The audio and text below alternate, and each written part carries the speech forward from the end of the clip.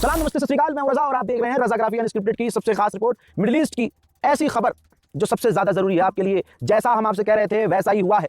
Deal आखिरकार cancel हो गई है। क्यों कैंसिल हुई है? सारा कांड डोनाल्ड ट्रंप का है। मैं बार बार आपसे कह रहा था कि ट्रंप के दिल में चोर है क्योंकि नेतन्याहू का डंडा है। शॉर्ट में आपको बता रहा हूं, डोनाल्ड ट्रंप की वजह से यह डील अभी तक अटकी हुई है। असल में दोनों देशों के बीच, ईरान और अमेरिका के बीच डील बहुत करीब थी। यहां तक कि मैंने आपको बताया था कि बस दोनों देशों का साइन करना बाकी था, लेकिन साइन नहीं हुआ।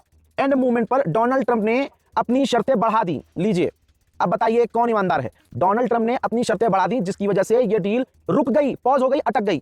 इसके बाद ईरान क्यों झुकेगा भाई? जो अब तक नहीं झुका वो अब क्यों झुकेगा? तो ईरान ने प्लान ये किया, डिसाइड ये किया कि अगर अमेरिका ने शर्तें बढ़ाई हैं तो हम भी अपनी शर्तें बढ़ाएंगे। तो ईरान अब तैयारी कर रहा है कि हम भी अपनी शर्तें बढ़ाएं। कुल मिला के रजाग्राफी की बात सही साबित हुई है। अमेरिका नहीं चाहता डील हो, उसे बस टाइम खींचना है, टाइम बर्बाद करना है, और शायद इसके पीछे ईरान पर हमला करने की ट्रंप की तैयारी है। बाकी अब आप बताइए कि आपको क्या लग रहा है? उधर धीरे धीरे चीजें आप महसूस कर रहे हैं तो तनाव बढ़ रहा है।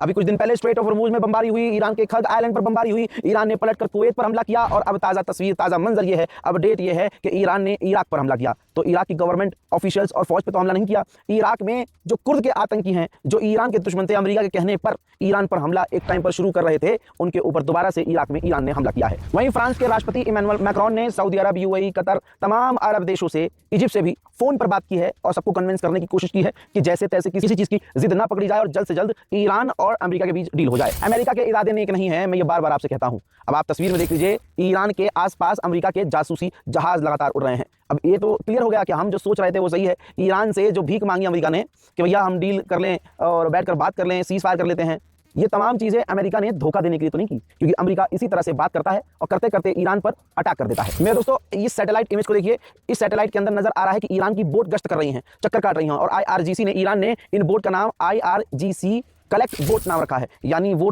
टोल कलेक्ट बोट नाम रखकर ऐलान कर चुका है। जो शिप हैं जो आपको नजर आ रही हैं, इसका नाम ईरान ने टोल कलेक्ट बोट नाम रखा है, जो समुद्र में घूम घूम कर तमाम जहाजों से पैसा वसूल रही हैं। हजरात, CNN की इस रिपोर्ट को देख लीजिए। ईरान पर हमला करने के बाद अमेरिका ने ईरान के जितने भी लगभग 62 से 63 जो टनल्स थे, जो मिसाइल साइलों के मुंह थे, दरवाजे थे, बंद कर दिए थे। और फिर गुलाबी सुअर ने ऐलान किया था कि देखो मैं जीत गया हूं और हमने ईरान को बेकार कर दिया, ईरान को बर्बाद कर दिया। असलियत यह है, CNN की रिपोर्ट के हिसाब से खुलासा हो रहा है कि उन 62-63 में से 50 से ज्यादा ईरान ने टनल्स के मुंह को खोल दिया है।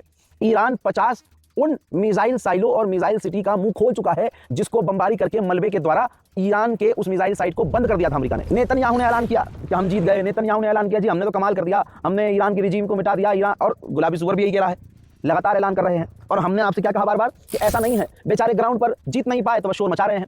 रिपोर्ट ये है जो आपकी स्क्रीन पर लगा रहा हूं, ध्यान से देख लीजिए। इजराइल की मीडिया ने कहा है, इजराइल की मीडिया ने कहा है कि मोसाद ने ऐलान किया है। मोसाद का बयान ये है कि हमारा मकसद पूरा ही नहीं हुआ है, हमारा मकसद था ईरान की रिजीम चेंज करना, जो अभी तक हम नहीं कर पाए हैं। तो यानी मोसाद तो खुद ही हार मान रहा है कि इतना कुछ करने के बाद ईरान की रिजीम हम चेंज नहीं कर सके। तो फिर गुलाबी सुअर और गुलाबी सुअर का जो पालतू कुत्ता है नेतन्याहू, ये फिर किस हिसाब से दावा कर रहे हैं कि हमारा मकसद कामयाब हो गया? उधर वेस्टर्न मीडिया के अंदर एक नई खबर चली, जिसमें यह बताया जाने लगा कि भाई ईरान के राष्ट्रपति पेजेश्कियान ने इस्तीफा दे दिया। इस्तीफा। अब उधर जब सवाल खड़े हुए, ईरान के अंदर बवाल शुरू हुआ, तो ईरान ने आधिकारिक तौर पर ऐलान किया कि यह खबर झूठी है। हज़रात, अगर ये खबर सच्ची भी होगी तो ईरान इतनी जल्दी ऐलान इस बात का नहीं करेगा। अब ईरान के डिफेंस मिनिस्टर से ऊपर क्या ही होगा? ईरान का डिफेंस मिनिस्टर अगर अपने मुंह से खुद कह दे कि अभी हमारे पास दुश्मन के लिए और भी बहुत सारे सरप्राइजेस हैं, तो इसका मतलब यह है कि भाई ईरान के पास कुछ तो है और ईरान कम से कम लड़ने के लिए अभी भी तैयार है और उसकी तैयारियां पूरी हैं। हज़रात, ईरान के डिफेंस मिनिस्टर ने यही कहा कि दुश्मन ने अगर कोई गलती की तो हमारे पास अभी दुश्मन को सरप्राइज देने के लिए बहुत सारी चीजें हैं। सुनिए, जैसा मैं कई सालों से कहता आया हूं और ईरान को सजेशन देता आया हूं कि इंटरनल सिक्योरिटी पर ध्यान देना चाहिए, वरना हालात खराब होंगे। ये जो पहले से हमें देख रहे हैं इस बात को जानते हैं, मैं अक्सर में ये बातें बोलता था। बहरहाल, अब देर आए दुरुस्त आए। ईरान ने ऐलान किया है कि 75 वो ईरानी जो ईरान के बाहर रहते थे और वो ईरान के खिलाफ अमेरिका और इजराइल के साथ मिलकर काम कर रहे थे, हमने उन 75 ईरानियों की ईरान के अंदर प्रॉपर्टीज को जब्त कर लिया है। गुलाबी जानवर ने एक बार फिर से ऐलान किया कि हमने ईरान की नेवी को तबाह कर दिया है, ईरान को बेहद कमजोर कर दिया है, और ईरान ने बातचीत में हमसे वादा किया है कि वो परमाणु नहीं बनाएंगे और ना ही वो न्यूक्लियर किसी से खरीदेंगे। ईरान के विदेश मंत्री ने क्लियर कहा है कि बातचीत चल रही है, मैसेज के जरिए एक दूसरे को मैसेज दिए जा रहे हैं, पैगाम दिए जा रहे हैं, वर्ड्स एक्सचेंज किए जा रहे हैं, लेकिन अभी भी कुछ भी फाइनल नहीं हुआ है। अरबों ने हमेशा गद्दारी की है, हमेशा गद्दारी की है। इसका एक बार फिर से एक लाइव एग्जाम्पल आया है। अमेरिका के वित्त मंत्री ने खुद बताया है कि ईरान अरब के बैंकों का इस्तेमाल करके पैसा ट्रांसफर किया करता था, जिसकी जानकारी हमें नहीं होती थी। लेकिन अब ईरान ने अरबों पर हमला करके बड़ी गलती कर दी। अब तमाम अरब देश हमें उन बैंकों की जानकारी दे रहे हैं जिन बैंकों का इस्तेमाल करके ईरान पैसा ट्रांसफर कर रहा है।